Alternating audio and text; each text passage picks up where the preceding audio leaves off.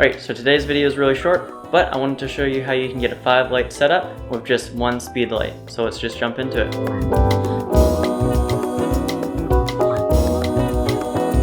Okay, so I have a gray background back here, except I don't want to use it. That's because we would have to light it separately, and that's a trouble we don't want to worry about because we only have one speed light. So behind me, we're going to use this speed light. It's just a cheap $100 speed light, and then I'm going to put a modifier on there just so then the output of light is a little bit different and a little bit nicer. The other thing you're going to need is a large window, and you're also going to need some cheap pieces of black paper.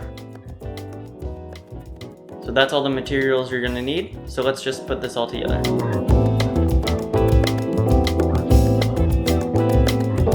So I have black on the window and not fully covering it. That's because the light that peeks through is going to give me a rim light like this, just skimming off and going right into the camera and separating me from the background. Even though I'm wearing black, I'm not blending into the background because of that light is coming off and hitting my shoulders, my neck, and the sides of my head and the top of my head.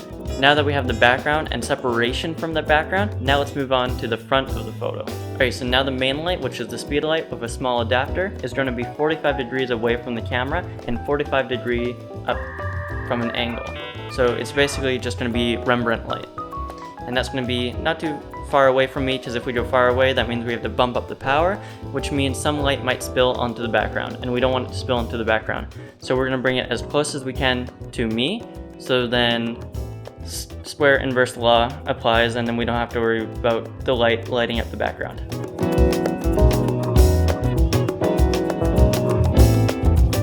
Alright, so let's quickly talk about the inverse square law. Simplified, if the light is 1 foot away from me, and that's where it has to be to properly light me, and the background is from me to the black paper, then that's 5 feet. Then that means the light has to travel 6 feet to the black background, and that means it's not going to light it properly, so we don't have to worry about that. But now if the light moves, say 10 feet away from me, that means the light has to travel 10 feet to properly light me, but then it's just another 5 feet to light the background. So there's going to be some light that falls off onto the background and lights it a little bit. It won't be a perfectly bright, but there'll still be light falling onto it. I'll do another video on it that explains it properly, but just for now, it's close to me so we don't have to worry about the background. Okay, so now we're going to bring in this $2 piece of foam board, and the foam board is basically just going to bounce all the light that was coming from the main light and bring it to the other side of my face to light me properly. That's pretty much about it. We got 1 light, 2 light, 3 light, 4 light, 5 light. I'm going to count the reflector as a light because it's still bouncing light back onto me.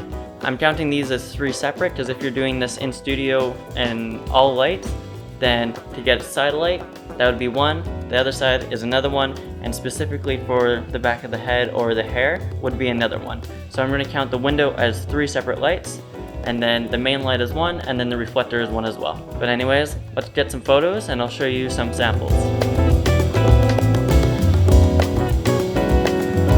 Now, I've been wanting to do this idea for a little while now. I just came around to doing it, and other than the slight blue tint on the highlights from the window, you can just Photoshop that out and desaturate it. Otherwise it looks pretty awesome, I think. Now let's take a look at some of these select.